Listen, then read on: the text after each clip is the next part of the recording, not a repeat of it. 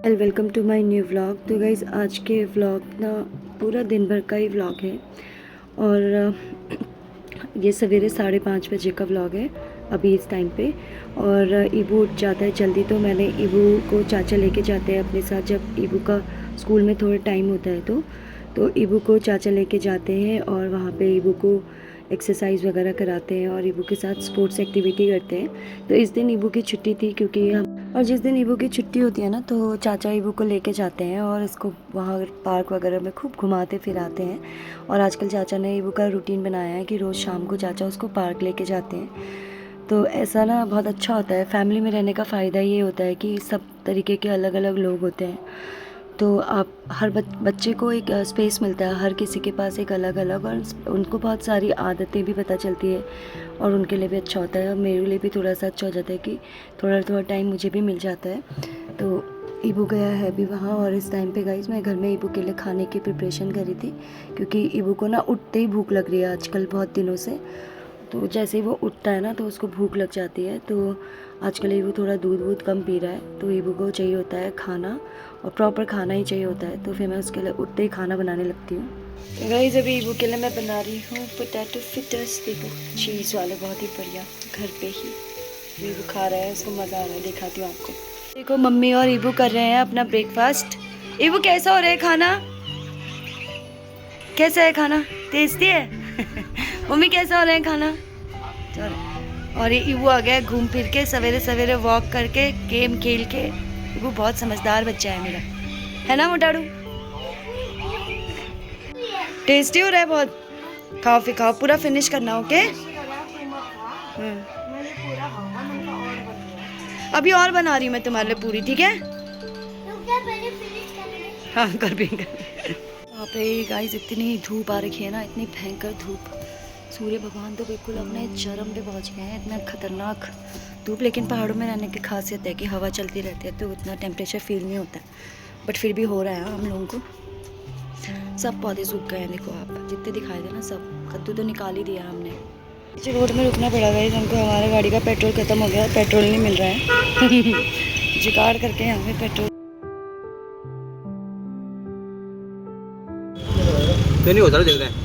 हाँ बस हो जाएगा दादा, हो जाएगा ना। हाँ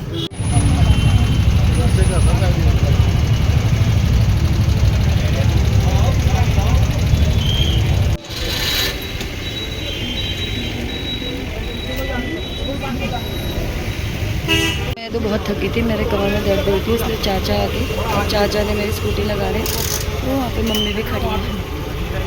झगड़ा ही होने है यहाँ लोगों का। देखिए कोई व्यवस्था नहीं है, कुछ नहीं है। सारे पेट्रोल पंप से पेट्रोल नहीं है, सिर्फ यहीं पर ही है आज के लिए हम। गाइस मेरे चाचा जी बड़े ही वो निकले। देखो मैं वहाँ से खींच नहीं पाती ना गाड़ी, इसलिए मेरे को देर हो रही है। अब आ गई है तो मैं चाचा से कह रही हूँ कि फुल करा दो, बट यहाँ पे शायद 200 रुपये ही मिल रहे हैं एक गाड़ी को। 200 रुपये का लीटर, मतलब 200 रुपये तक का है। अब देखो फाइनली चाचा क्या करते। शिवा चाचा बहुत अच्छे हैं गाइस, मैंने पूरा पेट्रोल भरा दिया, वरना इस आपदा में हमें नहीं मिल पाता है। मम्मी आप कुछ कहना चाहोगे इस आपदा के लिए? कौन सी गिरी है मैंने? तो गाइस मैं पेट्रोल भरा के आ गई हूँ। पूरा 1.5 घंटा लगा हमें पेट्रोल भराने के लिए। तो आप सोचो कि आगे आने वाला समय कितना डिफ़िकल्ट होगा। और हम मुझ जैसे लोग, जो लोग बिल्कुल भी पैदल नहीं चल पा रहे हैं या फिर थोड़ी दूर भी नहीं चल पाते हैं, तो उनके लिए तो बहुत ही प्रॉब्लम हो जाएगी। तो मुझे भी अपनी भी टेंशन हो रही है और साथ साथ में ईबू की भी बहुत टेंशन हो रही है, क्योंकि ईबू का स्कूल तो यहाँ से बहुत दूर है, मतलब भीड़ है। 10-15 किलोमीटर तो हुआ ही होगा, उतना होगा। और इतना पैदल ले जाना बच्चे को हम कैसे लेके जाएंगे? तो शायद मुझे ऐसा लगता है कि ऑनलाइन क्लासेस ही करानी पड़ेंगी। और इतनी गर्मी हो रही है बाहर, इतना धूप हो रहा है, इतनी धूप। मैंने हेलमेट पहना था, मेरे पूरे सर में मुझे चक्कर आते हैं। अगर मतलब मैं ज़्यादा खींच नहीं पाती हूँ स्कूटी को।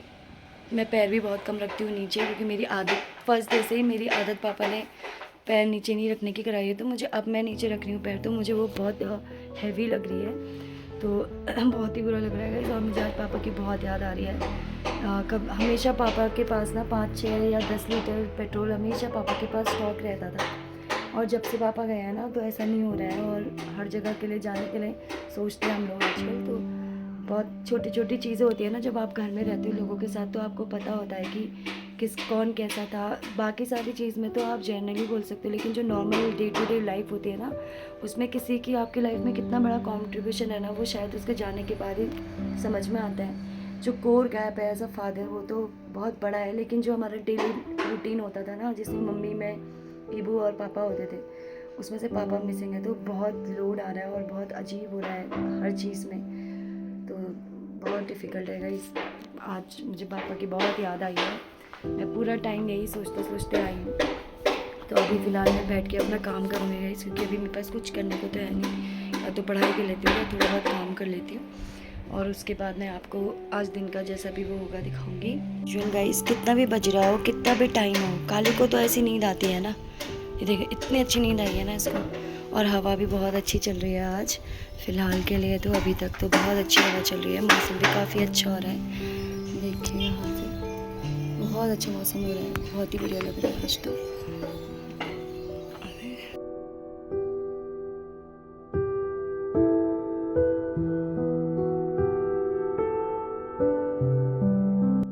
गाइस ये है मेरा दिन का लंच, क्योंकि मुझे लग गई है भूख बहुत तेज़ की, और अभी बज रहा है 3।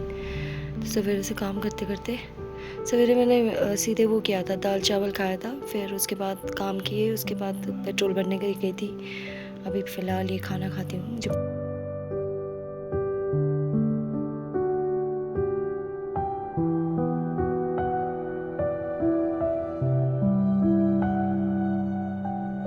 मैं तुम्हें छोड़ के आई थी, तुम क्यों आए वापस?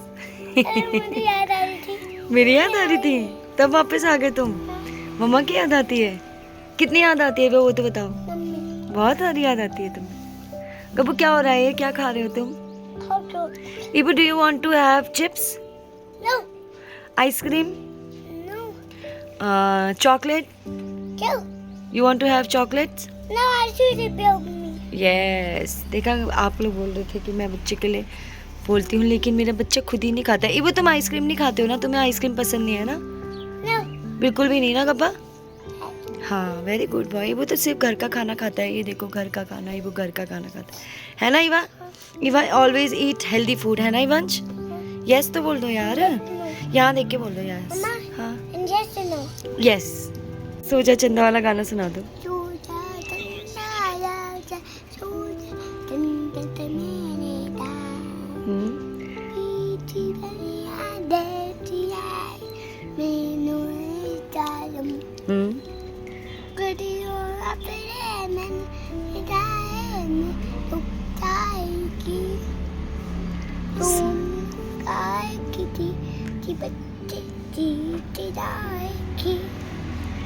सो जा तू, सो जा तू, सो जा रे चंदा, सो जा चंदा, है ना वो तो रोज मुझे ये गाना सुनाता है ना गब्बा? हाँ P low. You don't want to finish this? No, I drink by दूध। दुद्धू जाओ वहाँ पे से, वो वहाँ पे लेके आओ उसको, जाओ। अरे माँ दूध मलाई आ रही है। मलाई आ जा रही है दूध? तो मलाई it's a good healthy food. Ivansh, do you want to sleep now? No, I'm drinking दूध। Okay, drink मम्मा milk। दूसरा दूध लेके आ। दूसरा लेके आ जाओ, ठीक है। मलाई आ रही है। ओके लेट जाओ, फिर मैं लेके आती हूँ। पैर देखो गाइस, इसके पैर कितने छोटे छोटे पैर है ना, इसके नेल्स कितने गंदे हो रहे हैं। चिच्ची गब्बा ची सुंदर लग रहा है। हमारे वॉशरूम से दिखता है सब व्यू, और अभी सनसेट होने वाला है। हालांकि बहुत गर्मी हो रही है, बट ये व्यू तो बहुत ही सुंदर लग रहा है, इसलिए मैं यहाँ से शूट कर रही हूँ। बाहर से करूँगी तो आसपास बहुत सारे लोग होंगे, फिर उनको अनकम्फर्टेबल होगा, इसलिए यहाँ से करके दिखा रही हूँ आपको। इतना प्यारा लग रहा है ना, देखो बहुत अच्छा लग रहा है देखो, और हवा चल रही है बहुत अच्छी। और जैसा कि मैंने आपको बताया कि चाचा रोज़ शाम को ईबू को पार्क लेके जाते हैं घुमाने के लिए, तो ईबू बहुत एंजॉय करता है वहाँ। घर में बच्चे बोर हो जाते हैं, पता है। मेरे साथ तो वो बहुत ही तमीज़ से रहता है, तो वो बेचारा कुछ करता ही नहीं है ऐसा। या तो वो गेम खेल रहा होता है, या वो पढ़ाई कर रहा होता है, या फिर मेरे साथ जो भी थोड़ा हंसना बोलना डांस वांस करना वही करता है। तो उसके पास भी कुछ है नहीं ना। तो अभी आजकल ईबू बहुत बढ़िया हो गया, और ईबू ना सब बच्चों का बहुत ध्यान रखता है। अगर आप इस वीडियो में भी देख रहे होगे ना, तो किसी भी बच्चे को पुश नहीं करेगा, और किसी भी बच्चे को देखना इधर उधर कुछ नहीं करेगा, बिल्कुल खेलेगा बस अपना, और बहुत केयरफुल रहता है ईबू। तो ये व्लॉग एंड करने से पहले मैंने एक आप लोग न्यूज़ सुन ही रहे होंगे दीपिका नागर की। तो ऐसे बहुत सारी लड़कियां हैं, बहुत सारी लड़कियों को तो नाम भी नहीं आते हैं। तो मैं आपको एक बात बोलना चाहती हूँ कि जितने भी लोग उसमें उसके माँ बाप को मैंने देखा कि बहुत सारे लोग ऐसे कमेंट्स लिख रहे हैं कि माँ बाप को अपनी बेटी को बचा लेना चाहिए था, अपनी बेटी को अपने पास बुला लेना चाहिए। तो सबसे पहले तो ये चीज़ें मैंने खुद अपनी लाइफ में कहीं ना कहीं, जब भी कोई सिंगल पेरेंट होता है या कोई भी लड़की अपने घर में आती है ना, तो घर वाले तो खुली बाहों से अपनाते हैं, क्योंकि उनको पता होता है कि उनका बच्चा है। और सोसाइटी के अगेंस्ट जाके ही हर पेरेंट्स, हर लड़की के माँ बाप इनफैक्ट अपने घर के लोगों से भी बहुत सारी बातें सुनते हैं, बट माँ बाप होते हैं, इसलिए वो अपने पेरेंट्स को बुला लेते हैं। हाँ, उनसे देर हो गई, बहुत देर हो गई, बट जहाँ लड़की को जब मतलब मैं अपनी अगर बात बताऊँ आपको कि मैं अगर अपने मायके में बैठी हूँ ना, तो मैंने भी पिछले 5 सालों से मैं भी बहुत चीज़ें सुनती हूँ अपने बारे में। पर मेरे पापा और मेरे मम्मी दोनों इसी चीज़ में मुझे सपोर्ट कर, हमेशा वो मुझे यही बोलते हैं कि तुझे जैसे रहना है, तुझे जैसे रहना तू रहती थी वैसे रह, कोई प्रॉब्लम नहीं है, तू हमारे घर में है, तू जिंदा है, हमारे लिए इतना ही काफ़ी है। तो मुझे आज जब मैंने उसकी स्टोरी देखी ना, मैं इतनी देर तक मुझे रोना आया ना कि एक लड़की, मतलब आप सोचो उसे कितना मारा होगा कि उसकी किडनी तक और उसका गॉल ब्लैडर तक पूरा फाड़ दिया। आप सोचो कि मतलब एक हैवानियत भी होती है ना, हम किसी जानवर को भी डांटते भी है ना, अगर मैं काली को कभी डांट भी देती हूँ ना, तो मुझे मन से बुरा लगता है कि उसकी क्या गलती थी। तो वो लड़कियाँ बहुत स्ट्रॉन्ग हैं जो अपने अपने मायके में अपना सब कुछ छोड़ के बैठी हैं। तो आज मुझे ऐसा लग रहा है कि ज़िंदा होना बहुत बड़ी बात होती है और मरना बहुत वैसी बात है कि आप बिना बताए, अपना बिना सच वो करे, आप इस दुनिया से जा रहे हो। जैसे आपने ट्विशा वाले केस में भी देखा होगा कि अभी भी, और ट्विशा वाले केस में तो मैं सोच के भी मतलब मुझे बिल्कुल भी हैरत नहीं हो रही है, क्योंकि जो उनकी जो मदर इन लॉ है, जो उनकी सास है, वो तो रिटायर्ड जज हैं, तो उनको तो कानून बहुत अच्छे से पता होगा, काउंटर इनकाउंटर सब पता होगा, हर केस की तह तक जाना, हर केस की कौन से केस के लिए कौन सा वो लगाना है, उनको सब पता होगा। तो आप देखो, आप खुद देख रहे हो अपने आंखों से कि कुछ लोग जो इतने पढ़े लिखे होने के बाद भी इतना पैसा अपने बच्चियों की शादी में लगा रहे, इतना उनके फ्यूचर सिक्योर करने के लिए जो बन पड़ता है वो करते हैं, और एंड ऑफ द डे उनकी बेटियों की लाशें उस घर से वापस आती हैं। तो उससे तो फार बेटर, और मैं पूरी ज़िंदगी भर जलील होना पसंद है मुझे कि मैं अपने मायके में रहती हूँ। हर कोई कभी कोई भी हर कोई बोल ही देता है, ऑलमोस्ट हर तीसरे चौथे दिन मैं ये सुनती रहती हूँ, पर अब मुझे बुरा नहीं लगता है। और मुझे सच में ऐसा लग रहा है कि अगर मेरे पापा उस टाइम पे मुझे मना कर देते मुझे यहाँ रखने से, या एक बार भी ऐसा कह देते कि नहीं बेटा अब तेरा बच्चा है और तू जा यहाँ से, तो शायद मैं कभी, पता नहीं, मुझे काफ़ी डर लगती है। तो आज का ब्लॉग मैं यहीं पर एंड करती हूँ, क्योंकि मुझे वो सुन के बहुत डिस्टर्बिंग है। वैसे तो 2-3 दिन से मैं सुन रही थी, बट मैंने ज़्यादा डीप में सुना नहीं था, क्योंकि मुझे अपना भी ट्रॉमा हो जाता है ना, इसलिए मैं वैसे भी मेरी तबीयत ख़राब चल रही है। तो मैंने आज ही अभी वो पूरा उनका जो भी मैटर है, ट्विशा का भी देखा और दीपिका नागर का भी देखा, तो मुझे काफ़ी बुरा लग रहा है। बट मैं उन सभी लड़कियों को जो अपने मायके में बैठी हैं, प्लीज़ आप इस चीज़ को, लोगों की बात सुनो और अनसुनो कर दो उस चीज़ को, क्योंकि ज़िंदा रहना बहुत ज़रूरी है। और अपने बच्चों को, एक माँ से बेटर अपने बच्चों को कोई नहीं पाल सकता है, उसकी जगह कोई नहीं ले सकता है। तो आप अपने बच्चों के साथ खड़े रहिए। तो ठीक है गाइस, इतना आज का ब्लॉग यहीं पर तक रखते हैं। तो प्लीज़ हाइप कर दीजिएगा चैनल। तो बाय बाय।